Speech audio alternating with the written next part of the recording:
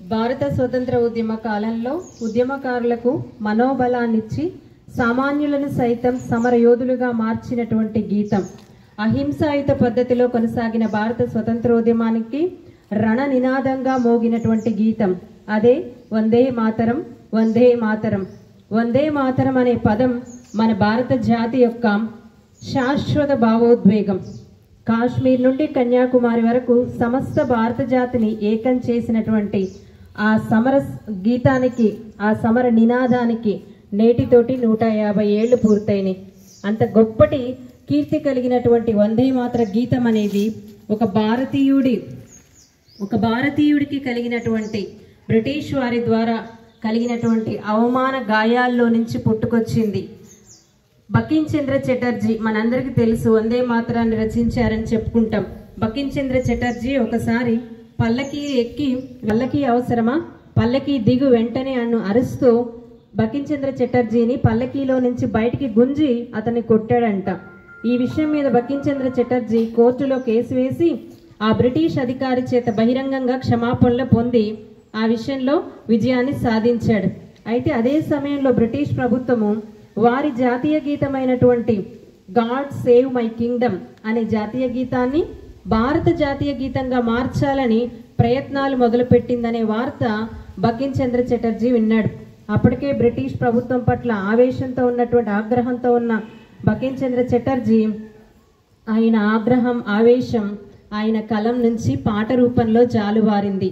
అదే సుప్రసిద్ధమైనటువంటి ఆనందమఠ్ అనే తన నవలలో మొదటి చరణాలే ఈ వందే మాతర గీతం. 1875 నవంబర్ 7న దీనిని రచించడం జరిగిందని చెప్తా ఉంటారు. మరి ఇందుకు మనం ప్రతినిత్యం పాడేటువంటి వందే మాతర గీతం భావం చాలా మధురంగా ఉంటుంది. వందే మాతరం అంటే సంస్కృతంలో తల్లి నేను నిన్ను స్తుతిస్తున్నాను, భరతమాత మీకు వందనం, భరతమాత మీకు వందనం. తెల్లని తీయటి నీటితోటి, కమ్మటి పండ్లతోటి, చల్లటి గాలులతోటి, పచ్చని పైరులతోటి విలసిల్లే భరతమాత నీకు వందనం. రాత్రుల్లో తెల్లని వెన్నెలతో విరబూసిన చెట్లతోటి శోభిస్తూ, స్వచ్ఛమైనటువంటి మాటలతో, మధురమైనటువంటి మాటలతో, స్వచ్ఛమైనటువంటి నవ్వులతో మాకు ఆనందాన్ని కలిగిస్తున్న భరతమాత మీకు వందనం, భరతమాత మీకు వందనం అని ప్రతినిత్యం మనం పాడుతున్నాం. ఆ పాటలో ఎంత మాధుర్యం ఉంది, భారతదేశం యొక్క ఎంత గొప్పతనం ఉంది. ఆ పాట అనేది భారతదేశ ప్రజలకు భారతదేశంపై ఉన్నటువంటి ప్రేమను, భక్తి భావాన్ని తెలియజేస్తుంది. అంతటి గొప్ప పాటను మొట్టమొదటిసారిగా 1896 సంవత్సరంలో రవీంద్రనాథ్ ఠాగూర్ కలకత్తాలో జరిగినటువంటి భారత జాతీయ కాంగ్రెస్ సమావేశంలో మొట్టమొదటిసారిగా పాడడం జరిగింది. అప్పటి నుంచి భారత రాజకీయాలలో ఆ పాట ప్రాముఖ్యమైపోయింది. మరీ ముఖ్యంగా 1905 సంవత్సరంలో బ్రిటిష్ వారు బెంగాల్ను విభజించారు. బెంగాల్ విభజనకు వ్యతిరేకంగా భారతీయులు ఒక ఉద్యమాన్ని ప్రారంభించారు. ఆ ఉద్యమంలో రాజకీయ నాయకులకు, పోరాట యోధులకు అందరికీ కూడా కథం తొక్కే పాటగా ఈ పాటను పాడడం జరిగింది. ఆ రోజుల్లో వందే మాతరం అనే అక్షరాలు అగ్ని కణికల వలె మండాయి. వీధి వీధిన ఎక్కడ చూసినా వందే మాతరం అనే నినాదాలు మారుమ్రోగేవి. ఈ వందే మాతర నినాదాలను ఆసేతు హిమాచలం తీసుకువెళ్ళినటువంటి వారే మన విప్లవకారులు. వందే మాతరం అనే గీతం ఆ రోజుల్లో బెంగాల్ విభజనకు వ్యతిరేకంగా ప్రారంభమైనటువంటి స్వదేశీ ఉద్యమం వందే మాతర ఉద్యమంగా పేరుగాంచింది. ఇంతటి గొప్ప వందే మాతర ఉద్యమం, ఆ గీతం మొట్టమొదటిసారిగా అరవింద్ ఘోష్ ఇంగ్లీష్లోకి అనువదించడం జరిగింది.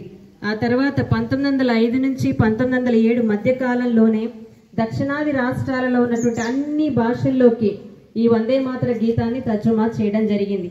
ఆ గీతం పాడుతూ ఉన్నప్పుడు పోయేవాళ్ళు. ఆ గీతం యొక్క ఆలాపన ఎంత తీవ్రమైనదో, బ్రిటిష్ యొక్క అధికారాన్ని ఎంత దహిస్తుందో గుర్తించిన బ్రిటిష్ ప్రభుత్వము ఎవ్వరు కూడా ఆ గీతాన్ని ఆలపించొద్దు అని చెప్పి ఆ వందే మాతర గీతాన్ని నిషేధించింది. అయినప్పటికీ 1947 వరకు, స్వతంత్రం సిద్ధించే వరకు ఆ వందే మాతర గీతం ఒక మహోజ్వలగా ప్రజ్వలిస్తూనే వచ్చింది. 1947 ఆగస్టు 15న మనకు స్వతంత్రం వచ్చినప్పుడు ఆ గీతం మీద ఉన్నటువంటి నిషేధాజ్ఞలన్నీ తొలగించబడ్డాయి. మొట్టమొదటిసారిగా స్వతంత్రం వచ్చిన రోజునే వందే మాతర గీతాన్ని ఒక విజయ గీతంగా ఆకాశవాణిలో వినిపించడం జరిగింది. అదే రోజున ప్రఖ్యాత సంగీత విద్వాంసుడు పార్లమెంటులో ఓం ప్రకాష్ పార్లమెంటులో పాడి వినిపించడం జరిగింది. అంతటి గొప్ప కీర్తి పేరు ప్రఖ్యాతులు ఉన్నటువంటి ఐక్యమత్యానికి నిదర్శనంగా నిలిచినటువంటి వందే మాతర గీతాన్ని 1950 జనవరి 26న భారత రాజ్యాంగ సభ ఇక మీదట వందే మాతరాన్ని గేయంగా పాడుకోవాలని, జనగణమనతో పాటు సమానమైనటువంటి హోదా, గుర్తింపు, గౌరవం ఇవ్వాలని రాజ్యాంగ సభ తీర్మానించడం జరిగింది. మనకు తెలుసు బీబీసీ వరల్డ్ నిర్వహించినటువంటి అంతర్జాతీయ సర్వేలో ప్రపంచంలో ప్రఖ్యాతిగాంచినటువంటి పేరు పొందినటువంటి జాతీయ గీతాలలో ఐర్లాండ్ తర్వాత మన వందే మాతర గీతమే 2వ స్థానంలో నిలిచింది.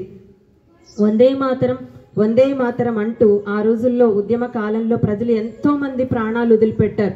బ్రిటిష్ వాళ్ళు తూటాలు ఎక్కువ పెడితే కూడా వాళ్ళ ప్రాణాలను సైతం లెక్క చేయకుండా వందే మాతరం అంటూ బ్రిటిష్ వాళ్ళకి ఎదురు వెళ్ళారు.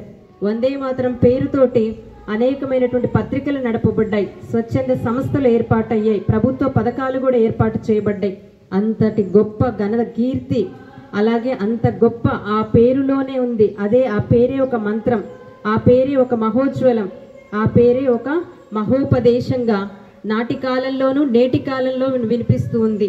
అంతటి గొప్ప ఘనత కలిగినటువంటి వందే మాతర గేయాన్ని మనం ప్రతిరోజు పాడుతూ భారత జాతి యొక్క గొప్పతనాన్ని సగర్వంగా ప్రపంచానికి మనం చాటి చెప్తున్నాం. Thank you.